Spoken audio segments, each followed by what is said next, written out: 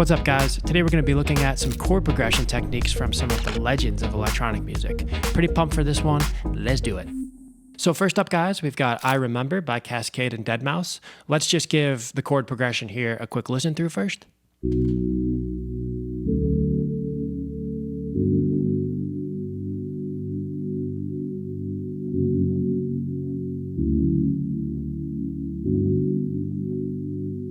So super catchy progression, right? The track itself has this really cool sort of mellow, floaty vibe to it, and it's a vocal track, right? It's in B minor. So I'm gonna enable this scale mode button up top in Live 12 here. It allows you to select a scale. I have B minor here.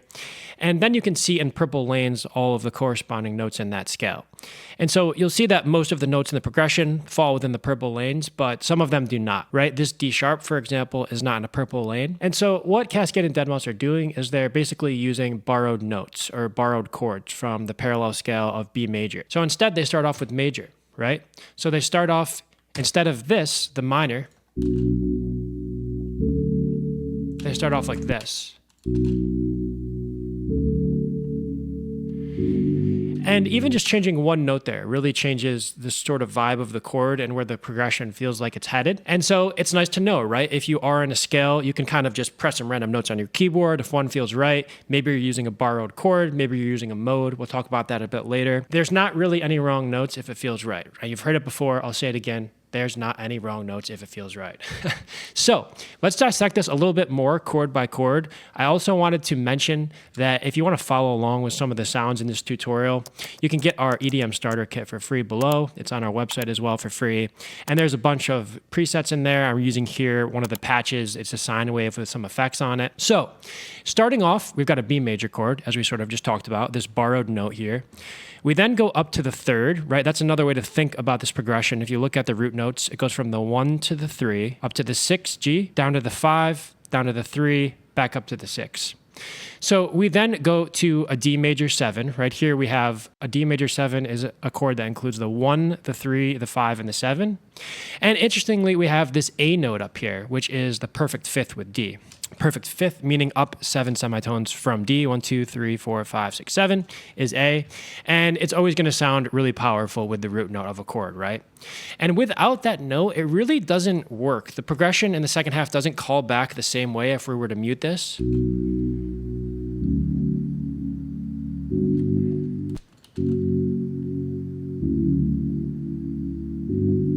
Right?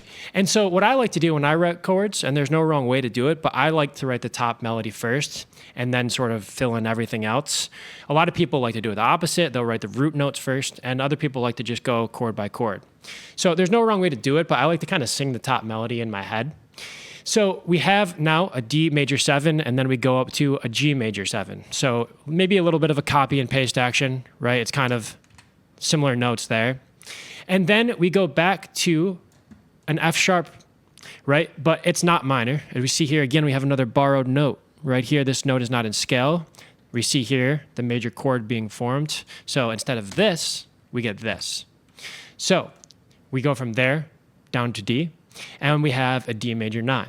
So that is a chord that includes the 1, the 3, the 5, the 7, and the 9. And then we go back to our G major 7. I'm pretty sure this is just the same note as over there. Yeah. The one last thing I'll mention on this example here on the topic of sort of mixing major and minor is if you go over to the generate tools here in Live 12 and choose the stacks mode, you can just start throwing down different chords of your choosing, right? So if I choose this bar here, I could say generate a B minor chord starting at the root of B2. Then I could go over here and say choose a B first inversion, press generate. Then maybe I would switch my scale back to major. Choose this bar here. Let's go for a B major second inversion. And then maybe at the end, we will go back to minor. Let's go for a B minor second inversion, right? And you can just start playing around with combinations in this way. Maybe I'll go down and we'll see if this sounds good or bad.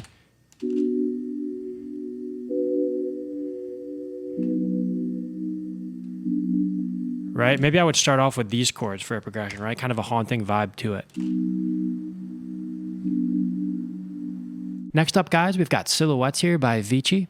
And one really interesting thing Avicii did in a lot of his tracks is he would have slightly different chord progressions in his intro, his verse, and then his drop. And he would really nail the vibe in each section, right? He'd have these intros with these super plucky, super clean chords, kind of invoke a sense of nostalgia. Then he would get to the verse, hit you with these kind of big room EDM type chords that look like this, lots of voices, filters opening, euphoria rising, and then boom, your classic Avicii style drop. So let's just give the chords in the intro a quick listen here.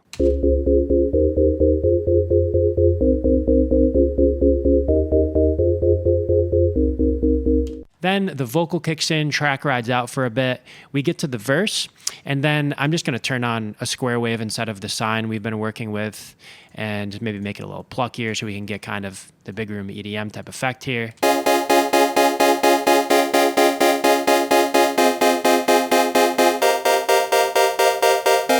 And then your classic drop melody. This is definitely what we all remember most from Silhouettes.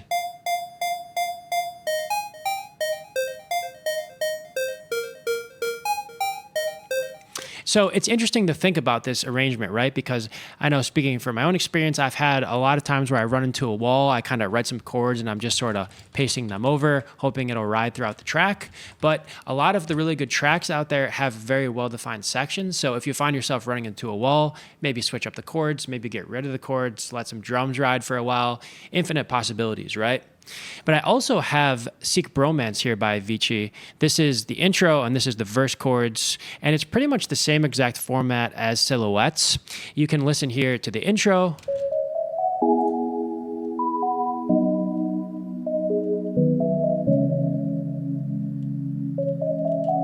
And then we get to the verse here.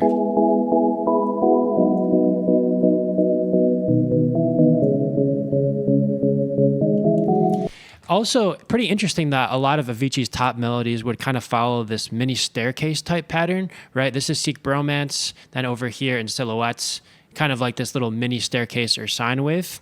So visually too, you can see a lot of patterns in artists or genres that tend to work. One last thing to mention on Silhouettes, if you go listen to the verse chords, there's more highs and more energy in the verse, songs kind of opening up, but there's actually less low end and sub in those chords. And so it's kind of an interesting psychoacoustic trick, right? That makes the drop hit harder when all the lows come back in. And also he can get away with that in the verse because the vocals playing, there's more elements versus the intro, the chords have to have a bit more weight because it's the only thing playing, so it's carrying the track, and so there's more lows and sub, and it's like this big, cohesive, nice chord stack. Now, guys, we are on to Small Moments by Above and Beyond. And A and B are definitely one of the best at taking you on this sort of emotional journey with their melodics, right? They have this sort of falling chord progression, goes way down the piano roll, and then about halfway through, there's a major, major change in the vibe of the track. And part of the reason they're able to accomplish this is they have what's known as a mode change. So basically the second half is in D major. I have the notes here. And the first half is in E Dorian, which is a mode of D major. So I'm going to just consolidate these clips side by side. We can see that E Dorian, D major, same notes. If I bring the D up an octave, same notes. Just that E Dorian starts on the second note of D major. Right? So let's just vibe out to this track for a bit and see if you can kind of hear that vibe change halfway through. This is such an incredible track.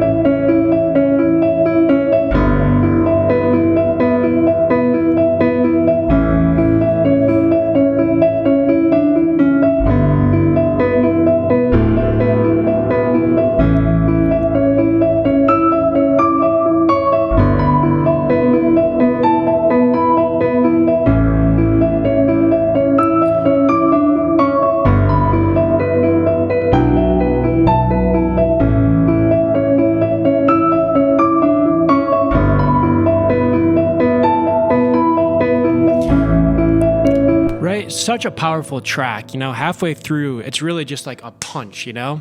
They've now got this new root note. They come back with the highs. They've got this uplifting arpeggio, right? The counter melody is coming later, right? And so it's really, really powerful because the first half, if we kind of just map out the sections here, you know, you have this kind of first part, it's sort of kind of open to interpretation. It's very emotional, maybe a little more somber. And then you have this kind of sad almost bridge right here.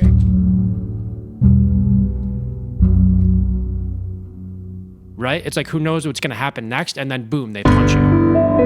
And so this is a really interesting technique, right? If you want, you can have a key change or a mode change halfway through if you feel like you want to have a little bit of something different, right? You want to hit them with new notes or a new root note. One last thing to mention, guys, if you're trying to write a track in this sort of emotional trance style, it's nice to have a reference when you're doing the initial sound design. You know, I'm just going to play sort of the first note. It's pitched up a bit to avoid copyright from the track. You know, if you're trying to make a similar sound there, it's easy to think, okay, just load up a piano. I have a piano here. But a lot of times you need some other layers, especially in electronic music, to have a sort of bigger cohesive sound. And so I have, you know, again, a layer we've been working with. I've got a pad layer from our pack that we're giving away as part of this tutorial. And now we get this. Now, guys, we are on to October by Deadmau5, and we wanted to show you guys this example next because very different from the Above and Beyond track where you have lots of movement in the chords, you know, going down and then up the piano. You have here for the first minute and a half of the track or so, this is pretty much the chord progression, right? It's really not a chord progression, it's just the root note. And so this is a technique you hear in a lot of progressive and a lot of progressive trance music. Basically, put the listener into a hypnosis and then save your best idea for later in the track. In the break or the breakdown, you bring in sort of the full chord progression, some subline changes, and it's a really effective technique. And so this is the chord progression here. Deadmau5 has actually split it up into kind of an arped melody. And so let's give this a little listen.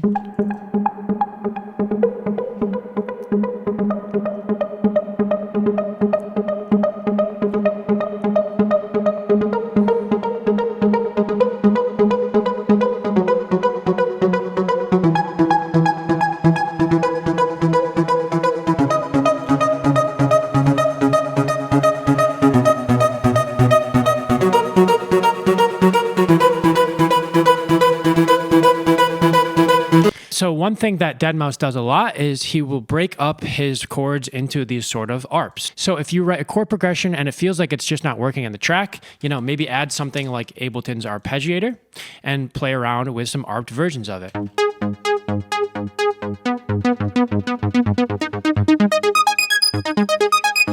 Right? So I do that trick all the time if I feel like my chords have potential, but they're not quite there yet. Another thing Deadmau5 does in a lot of his tracks is he will give you either a 16 bar or a 32 bar progression, right? Instead of just having 8 bars and pasting it over, you know, he will build it out a little bit. Faxing Berlin, I think, might be 32 bars, definitely at least 16.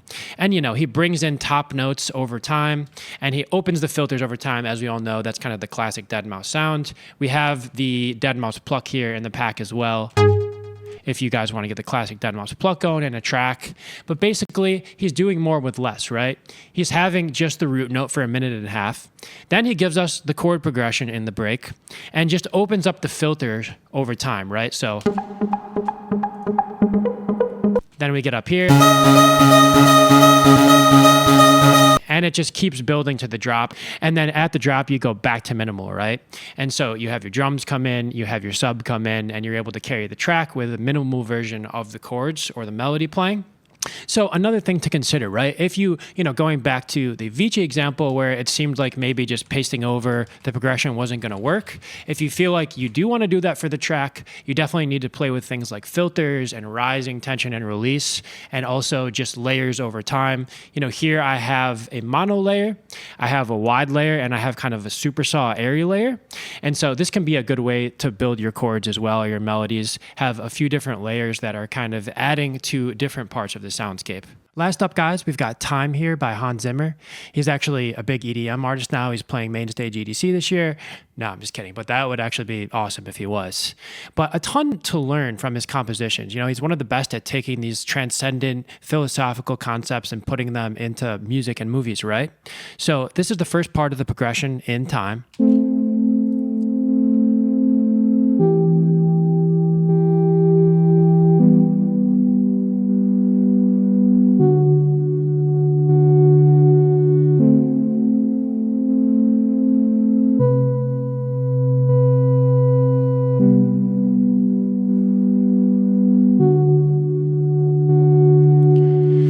sort of this back and forth contemplative vibe, right? Time is passing on. And I was doing some research online trying to figure out how is he able to make it seem like time is passing on with this progression. And some people were saying it's because he's using mostly major and minor thirds and never gives us a perfect cadence, meaning first and the fifth. So he sort of denies us a sense of resolution, right? Time is infinite. It rolls on no matter what. And so he actually is in E minor. I'm going to enable our scale mode button. Decides to lead with an A minor third, then goes down to the root. We get an E minor third, then a G major third, then a D major third. And the whole progression is really built around this structure. And so if he were to give us a perfect cadence, right, that would be A and E, that would be E and B. But he decides to stick with these dyads, at least at the start. And so it's a really powerful technique, right? If you want to have the sort of back and forth motion to your music, keep it going and just add these little passing tones later, right? Add a little bit of extra movement in some of the notes, right? We'll listen to this part.